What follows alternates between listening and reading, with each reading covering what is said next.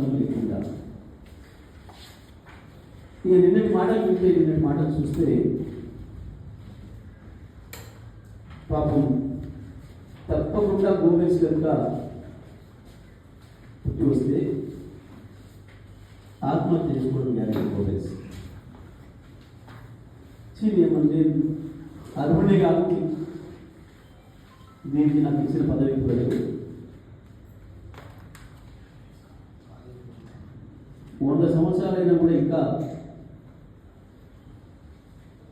ఈ ప్రపంచ ప్రజలందరూ అబద్ధం చెప్పాలంటే గోబెల్సే అని చెప్పి గోబెల్స్ గురించి మాట్లాడుకుంటున్నారు. ఇక ఈ ప్రపంచం ఇప్పటి నుంచి రేవంత్ రెడ్డి ఏం తీసుకోవచ్చు, గోబెల్స్ మీరు తీసేసి ఆ ప్లేస్లో రేవంత్ రెడ్డి